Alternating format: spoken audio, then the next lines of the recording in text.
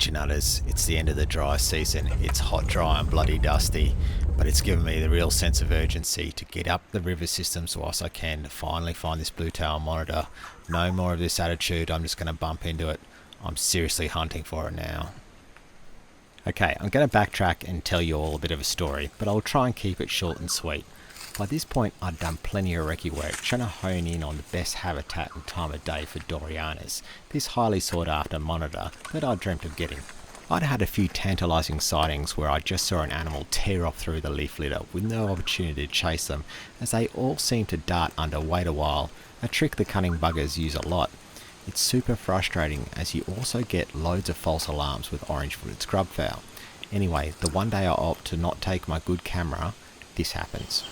So I just flanked through the forest on yet again another false alarm of scrubfowl, and as I return to the creek, all of a sudden there's an absolutely perfect young specimen, freshly molted, with the most vibrant bluetail you could ever ask for, just lounging in the morning sun at the bottom of the bank.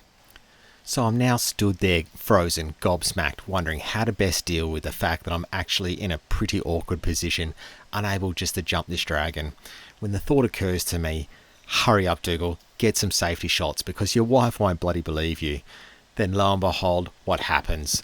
My little happy snapper that I'm shooting with starts to display a dead battery, because it's probably been recording inside my bloody pocket for the last hour, and god damn it, now I've got to resort to using my crappy mobile phone to film with. By this point I'm totally kicking myself because I've done it again, breaking Murphy's Law. Mother Nature had also been pretty cruel. I swear she was up there having a bit of a laugh. But that aside, I'm actually super stoked because over the next 15 minutes I crawl around with it finally getting my first proper look at another trophy species that I've wanted since I was a little kid. Alright, Dougal. I just saw him.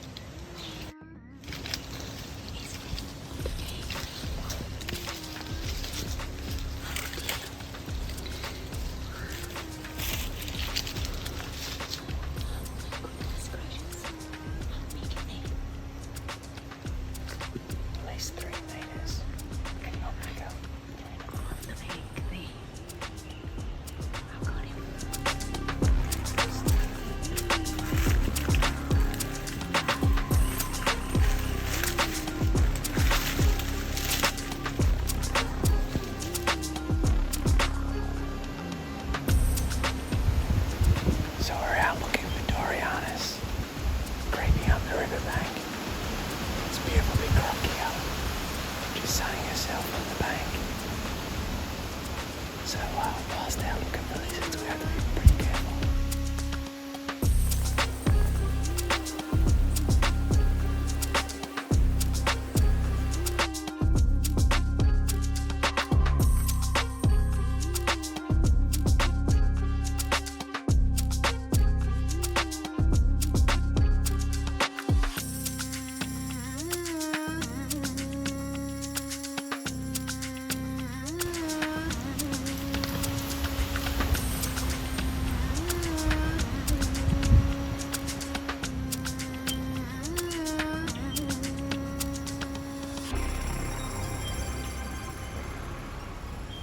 It's time to retreat now. That's awesome. Is he going that way? Not necessarily.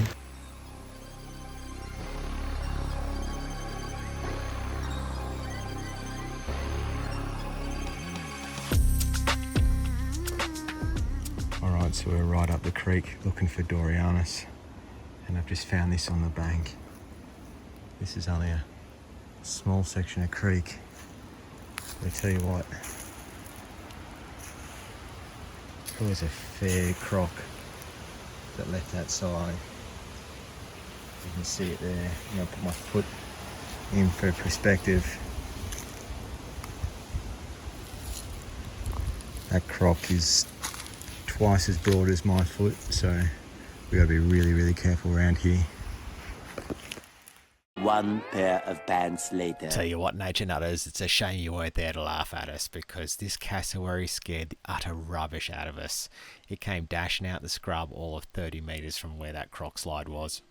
We've been surprised that we've not run into one yet. This is a beautiful Lockhart River cassowary.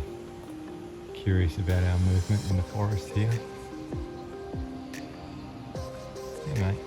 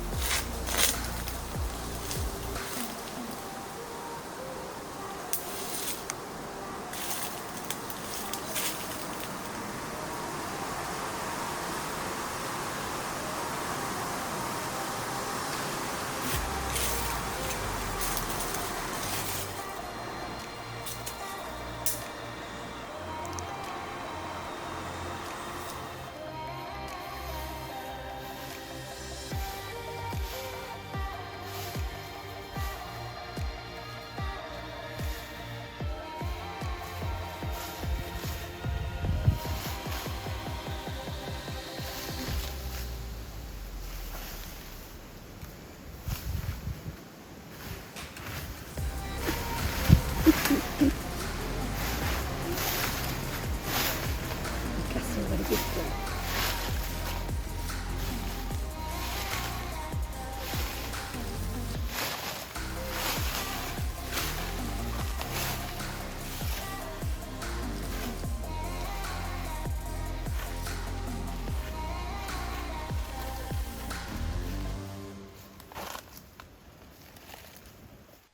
Okay, so I'll confess, I'm rather fond and have a bit of a soft spot for the old cassowary. You see, we share quite a lot in common, but one thing in particular. No, it's not because we're both hard-headed buggers that get our heads stuck in prickly vines, but because we're both actually horticulturalists specialising in native bush regeneration. Allow me to explain, because many people don't understand the important role they play in the health and well-being of the forests they reside. Cassowaries are crucial in the ecology, as so many species of fruiting plants are completely reliant on them to not only disperse their seeds throughout the forest, but more importantly to first break down the heavy protective casings that so many trees have to protect their seeds from being attacked by insects as they develop. In some circumstances, it's impossible for some species to germinate without having first passed through the gut of a cassowary, and if we were to lose cassowaries, the next generation of those trees would simply fail to exist. Pretty amazing evolution when you think about it. And it's for this exact reason I ask if any of my audience happen to have properties residing in potential cassowary habitat to please consider approaching your local bush regen organisation as to the planting of some special tree species on your block to aid the movement and potential recolonisation of cassowaries throughout their heavily fragmented former distribution. It would be free, so what's to lose? And imagine seeing one of these crazy dinosaurs strolling across your own yard.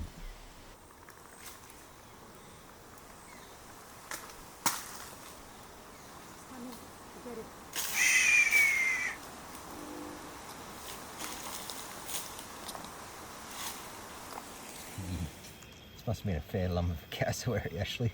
This is for scale. There's my fist. That's a fair turd to push out. Anyway, all sorts of little seeds and things in there. Look at this. This reminds me of my grandmother's haggis. Gross stuff. Oh, this one's got all sorts of little blue seeds in it. What's this one there? Wow.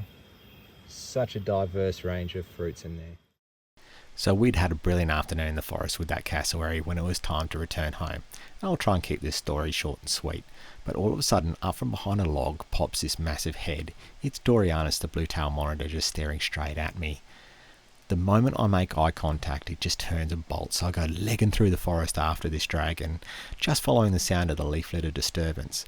Suddenly it's just silent. There's nothing. I come to rest on this big fallen tree, and poor Mariella's not even had time to react yet, so she's calling out for me. I shout for her to come and join me.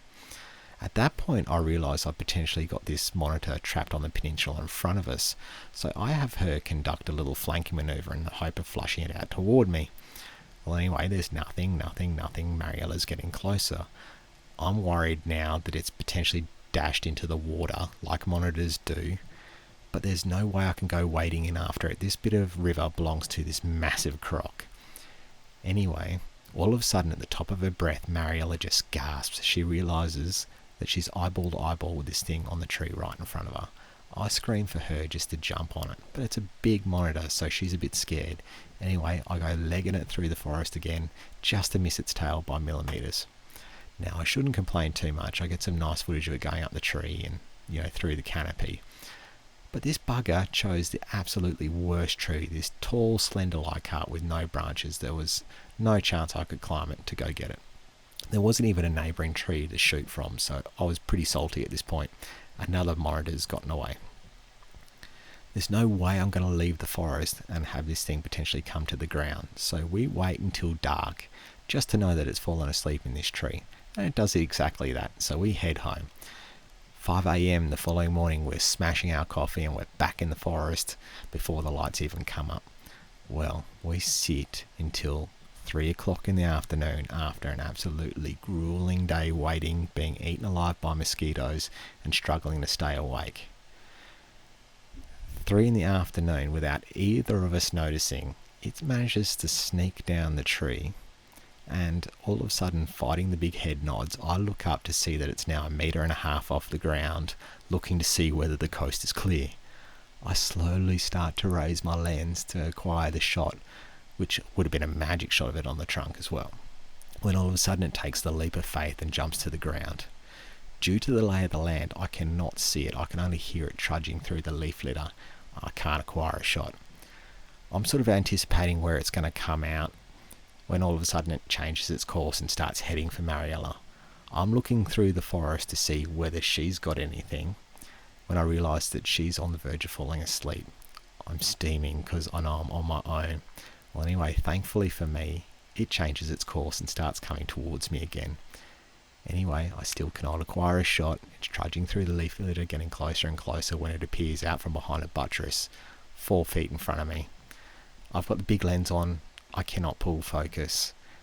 I'm now frozen, unable to even blink. It's sus as, nodding its head, sampling the air with its tongue frantically. Anyway, I've got this dilemma to ditch the camera and just jump on this dragon. Anyway, I commit and I do exactly that. There's just an explosion of leaf litter in my face and like a lightning bolt. It's gone. It's disappeared right in front of me. Deja vu all over again. I'm now legging through the forest after the sound of leaf litter, when whack, I'm flat on my back, gasping for air. I'm critically winded. I've just been coat hanged by weight a while across my chest and neck. I come to realise that there's my dear wife in hysterics, laughing her ass off at me. But that quickly wears off when we realise that we've just spent 14 hours in the forest only to have this thing get away. When I was young, first learning to handle snakes, this is one of the first decent Lapid snakes. I guess you'd call this a training snake for me. And I had a particularly large specimen in a very awkward dry creek bed. And he'd managed to get in the front end of himself in some boulders. And I was sort of, applying a bit of attention to his tail to retrieve him out of the rocks and, reaching down and grabbing some stones and things to get some more purchase on the snake. Anyway, it changed its mind from trying to get away to coming at me. And I managed to just get the hind end up off the ground enough where she sort of lost the capability to lunge too much, but she was able to get the very tip of my shoe that I was wearing. I had some walkers on at the time, and she proceeded just to absolutely just gnaw the front of my shoe and refused to let go. And so I was on my own in a dry creek bed trying to convince this snake to just calm down and let go of my shoe. But yeah, the tails, snake handling.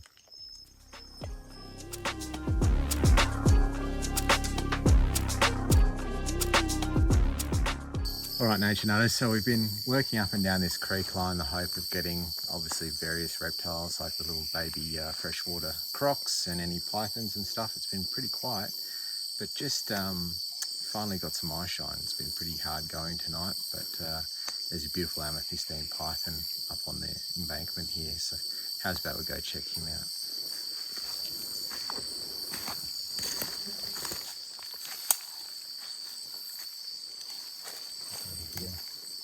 He's in a beautiful ambush pattern, waiting for prey to come along. He's in lovely condition. Now he's got quite different marking to the amethystines we're accustomed to seeing, so that's a pleasant change. He's quite a substantial sized snake. Let's go up and introduce ourselves.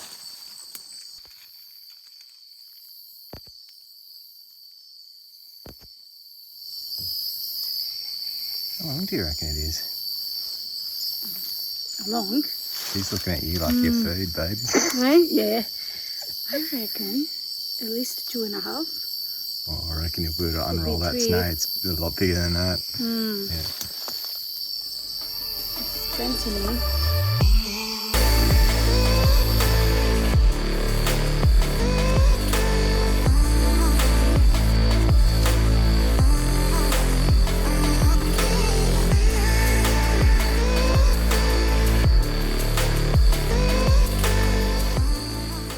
All right, nature nutters, we've got a super special surprise and I'm just elated right now. We've come out into the heath country to look for some venomous taipans and browns and lesser whipsnakes and stuff. There's a bit of a sighting on the side of the road here where a lot of people camp. There's wrecked cars in the forest, but we've done some tin flipping and you will not believe what I have under this sheet of tin. Mariella's going to come in a second and I'll show you. But it's brilliant. It's such a delight. Come check this out as well. All right, have a look at this. I've got this beautiful female death adder. Now, at first, when I first flipped this over, I thought it was just 6, but in actual fact, there's 7 little babies. There's one hidden under her mid-body there. This little guy here is not really even molted properly. The rest of his siblings, I'm particularly fond of this one at the front. I'm not going to obviously wave my fingers around too much, but I'm just delighted. This is epic. I love it. All right, I just wanted to take the opportunity to show you these guys up a little bit closer, particularly this one at the front. I'm quite fond of. It's got very good colour. I'm just going to sneak him in here. Oh God, they're so cute. I'm going to get him.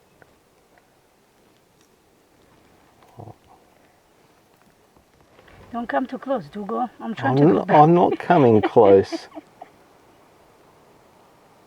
Oh dear. Aren't they gorgeous?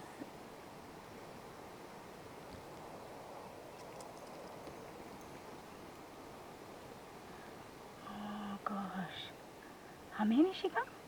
I think she's got 7 in total.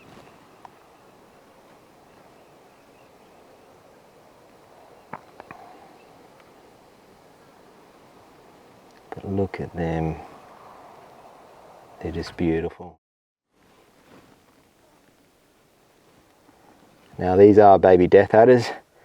They are still highly toxic, but contrary to popular belief, death adders are a pretty chill little snake, really, I find. Oopsie daisy, excuse me, little buddy. I'm sorry. So you can see. Be careful, obviously. Yes, be careful. You're scaring me. I'm sweating. My eyes watch you.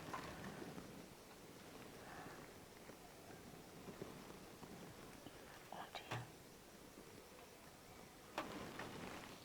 I think that will do. Let's go.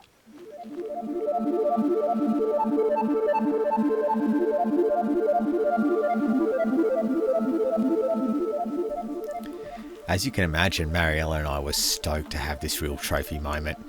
You know, to find a death adder is one thing, but to find a mother with her entire litter is rather extraordinary. So we obviously dedicated the entire afternoon and early evening into shooting them.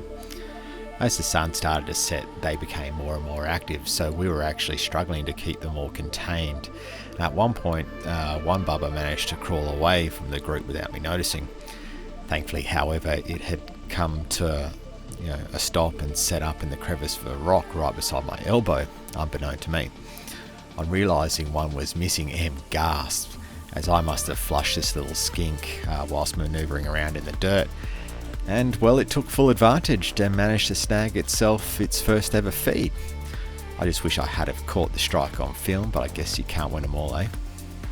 And on reflection, I find it pretty remarkable that this tiny little snake, probably a day, 2 days old at best, has that instinct to take a feed, even with me looming over the top of it.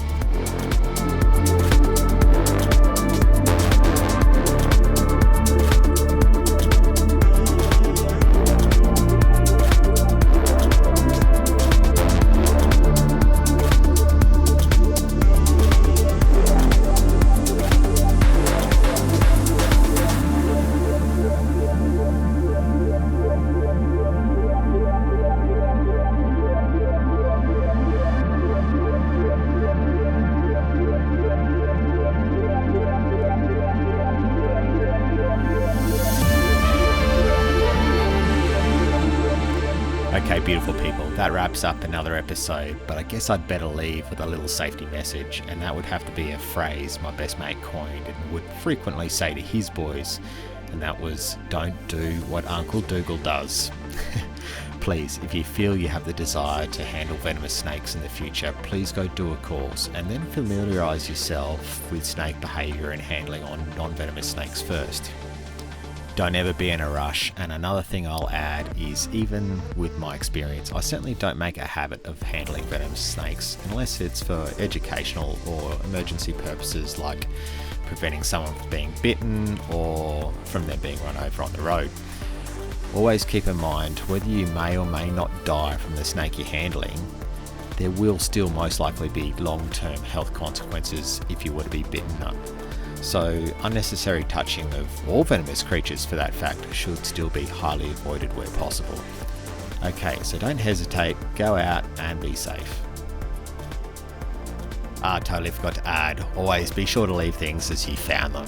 And yes, we did return Mum and Bumps to the safety of their tin.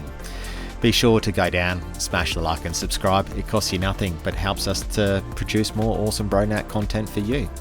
Be sure to join us not only on the next episode, but go check out what you might have missed in previous episodes on my channel page. And one last thing before we go, that is, Mariella and I would really appreciate any suggestions on what you'd like to see more of, whether it's less stories, more photos, perhaps music choice. Whatever positive criticism you have, we'd love to hear from you in the comments section below. And don't forget, come see more, do more, and be brighter with Brother Nature. Peace out.